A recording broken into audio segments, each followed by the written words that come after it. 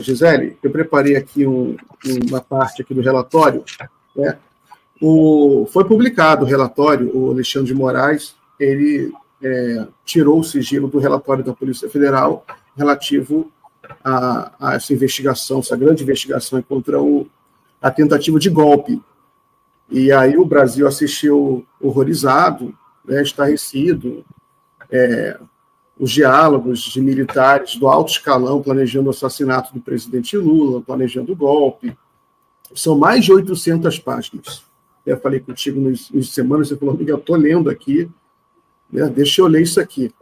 Aí todo o Brasil inteiro está se debruçando sobre esses documentos, todo dia surge alguma coisa, porque é a sociedade assimilando, né, digerindo esse negócio, é muita coisa.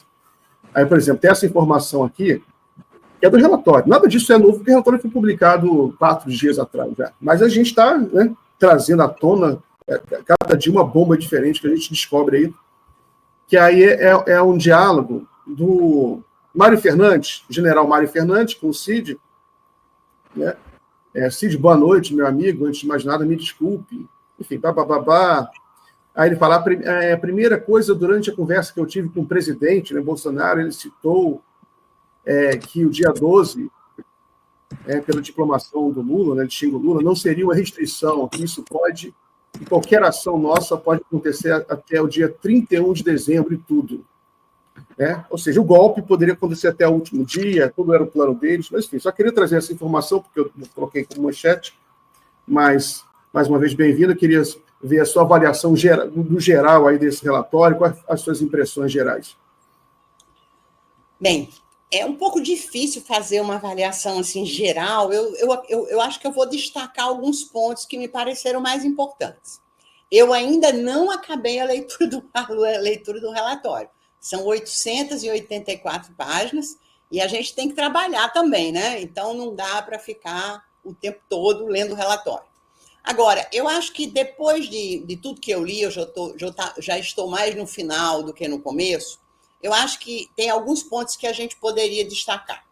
O primeiro deles é que o relatório deixa muito claro, mas muito claro, que o crime de tentativa de golpe de Estado ocorreu.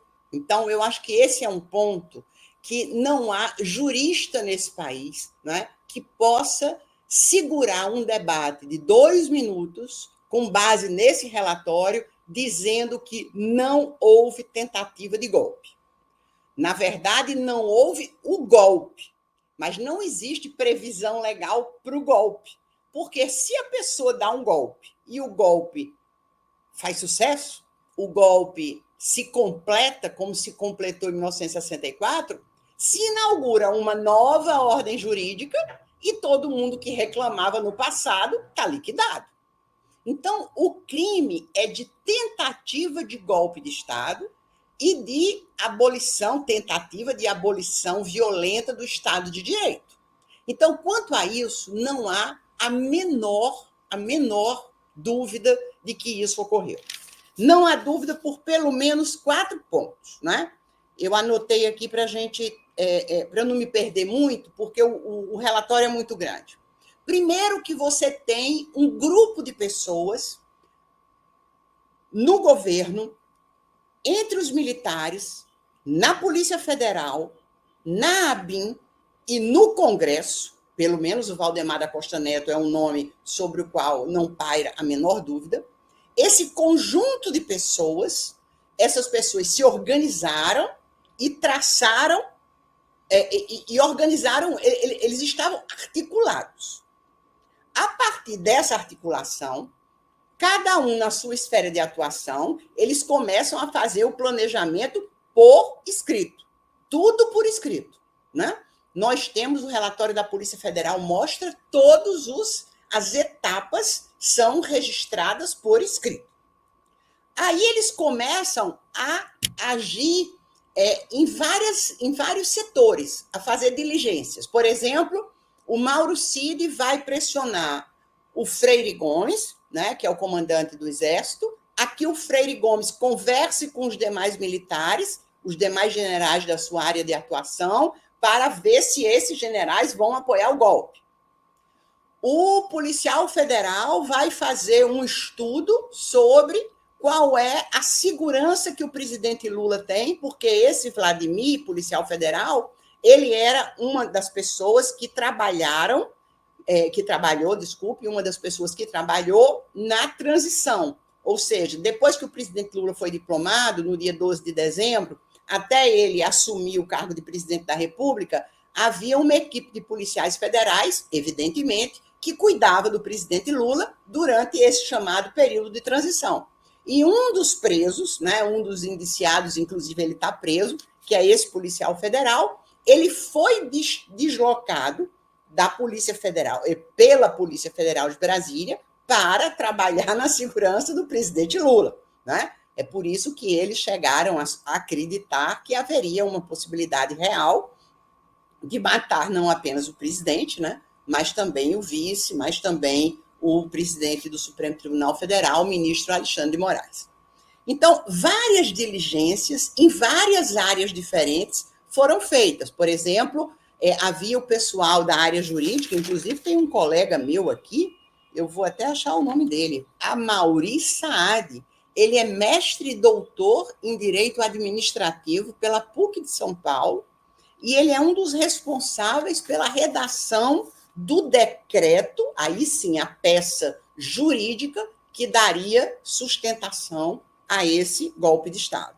Então, todas essas diligências, né, foram tomadas, foram levadas a cabo. E, finalmente, eles começaram a fazer toda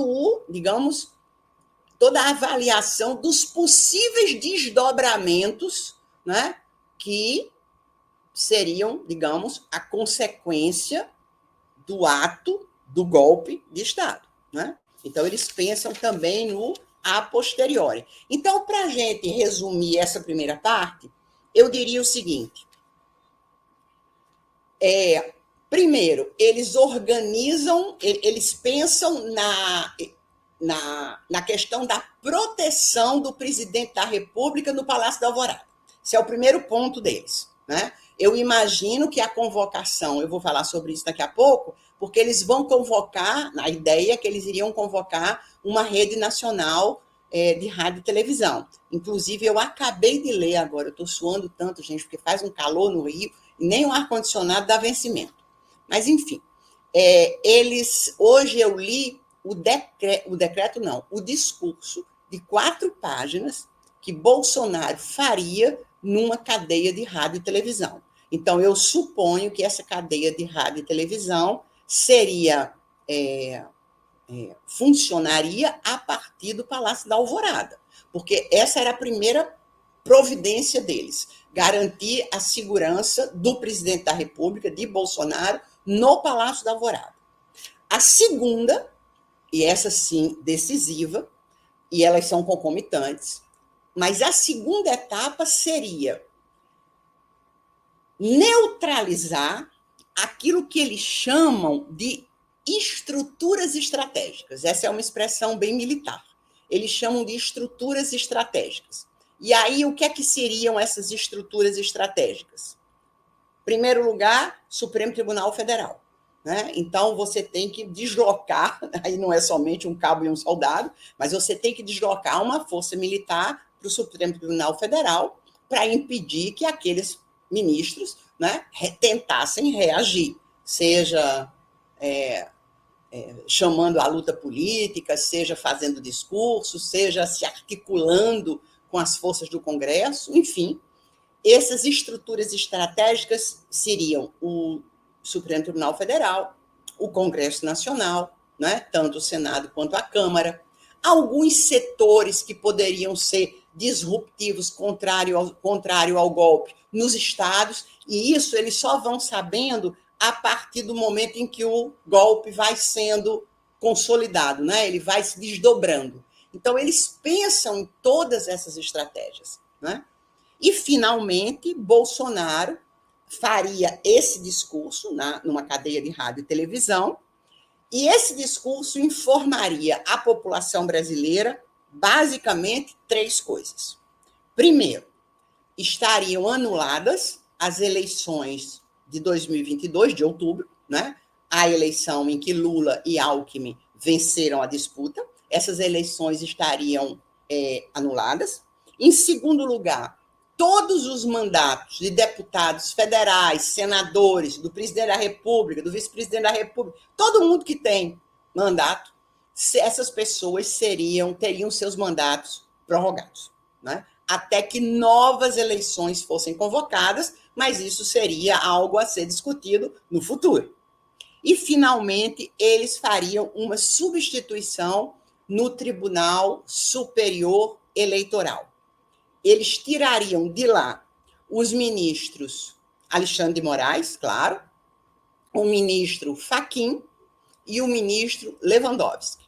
E esses 3 ministros seriam substituídos por Nunes Marques, André Mendonça e Toffoli, né? Então, esse decreto ele teria basicamente esses 3 pontos.